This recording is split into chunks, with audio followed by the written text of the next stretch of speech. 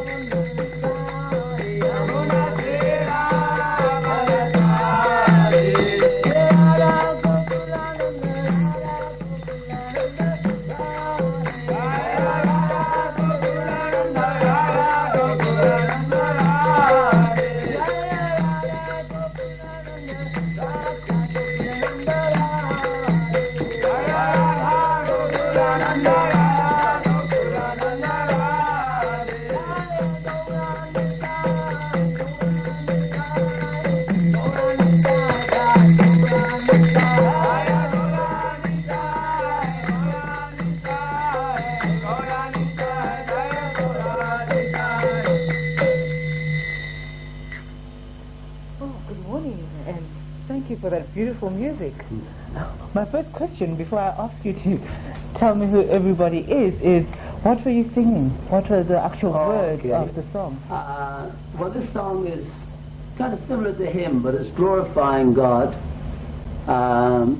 glorifying the fact that he's a personality. We believe in the personality of God, that God has a personality. Of course, his personality is not material, it's spiritual. So we're glorifying the spiritual characteristics of God. And that is what that song is. All right. So it's pointing those characteristics out. All right. Some of the characteristics that you highlighting? Well, Jayarada Madhava Kunja Vihari means that God is always enjoying spiritual ecstasies or pleasures in the forests of Vrindavan. Of course, these are would take a lot of explanation, but it basically, if you understand that the kingdom of God is full of variegatedness, and the variegatedness we see in the material world is just a reflection of the reality that exists in the spiritual world. So when we talk about the Vrindavan, that is the spiritual realm. All right. That was rude of me. I asked you a question before I asked you to talk about yourself and the rest of your team here. Can you tell us a little more about each of you? Okay. Well, I basically, I mean, each one could introduce themselves, maybe. All right. We could start right here next to me. My name's Andrew. I'm from Ireland. All right. And we're traveling in Africa doing some festivals. All right. Okay. I'm Piyush and I'm from Marandela. You're one of ours. You're a local boy. Okay. My name's Gora. I'm also from Ireland. Okay. Guna. I'm from Marandela. You're from Marandela. From Rajasthana. I'm from India. All right. So we've got people from the United Kingdom and people from here. And yourself? Well, I'm from Ireland also. My name is Tribhuvanatha. Mm-hmm. Now we have Sanskrit names, which are Sanskrit's a very old language, 5,000 years ago. So all of us would have had Christian names, but then when we joined the Hare Krishna movement, we changed our name to Sanskrit names. All right. Tell us more about Hare Krishna as a religion itself, because it's not a religion one hears a lot about in Zimbabwe, and I'm sure people are wondering what it actually means. Yeah. Well, Krishna is a name for God. It means all beautiful, all attractive. We believe that the main quality of God is that he should be extremely beautiful, just like you had some beautiful girls on earlier. Well, God has to be more beautiful than anyone else. Otherwise, he can't be God. Right. So Krishna means all beautiful, all attractive, and Rama means the reservoir of all pleasure. So God should contain all pleasure. Right. All pleasure that we get is coming from God, so he must contain it in his body, in himself. Right. But it's not just a religion in the common sense, it's a lifestyle. Yeah, it's a culture. It's a very ancient culture, 5,000 years ago. The philosophy itself is called Veda, the word Veda. Now, as I said, it was originally written 5,000 years ago. Many of the religions of India come originally from Veda. But in the course of time, you have many different branches, just like Christianity. Over a period of time, you've got many branches. But the followers of the Vedas are what we would call Krishna conscious, which means that the conclusion of Vedic knowledge is that Krishna is God, and that everyone is a servant of God or a servant of Krishna. All right. And the dress, I noticed you wearing a peachy color. Is there any significance in the actual dress that you wear, apart from the lady, of course? Well, our color means that first of all, we're monks. All right. We live in a monastery. We're celibate. We practice celibacy. We don't take any intoxication of tea or coffee or cigarettes. We don't drink any alcohol, obviously. We don't take any meat. We don't gamble or speculate on horses or like that. And basically, we live a sort of life of dedication to God. All right. Some might say, is this realistic in today's world? Before you became a monk, were you in the normal? Yeah. And also, let me point out that it's only the saffron color that's like that. Now, for instance, Satyanandan is wearing white. He's married, has a family, has a business. Right. So it's not that all Hare Krishnas live that lifestyle, although they adopt certain aspects of it to their own lifestyle. But generally, Krishna consciousness is something that you practice according to your own position. In other words, how much you want to become involved with the rituals or the practices or the thing is up to the individual. So if you're married and got a job, obviously you're not going to spend your whole time dedicated to the religious side. But that doesn't mean that there's any less or any different. It's just that we have a particular purpose. We're a mission. We're part of the missionary. But 75% of Hare Krishnas are very normal people living in the normal world with jobs, with families, with mortgages to pay and everything else. Not that you're abnormal, of course. Okay. But how widespread is Hare Krishna as a religion? You see, again, if you go back to the ancient Vedas, there's probably 700 million people who follow one aspect of the Vedas or another. But the movement we're in is called Vaishnavism, which is a branch of the Vedic philosophy or the Vedic teachings. And amongst Vaishnavas, there's many hundreds of thousands around the world. In our movement, there's probably about, I'd say, congregational-wise, probably about a couple of 100,000, maybe 300,000, and then full-time like us, dedicates, there's probably about 40,000 around the world. We have about 400 centers around the world.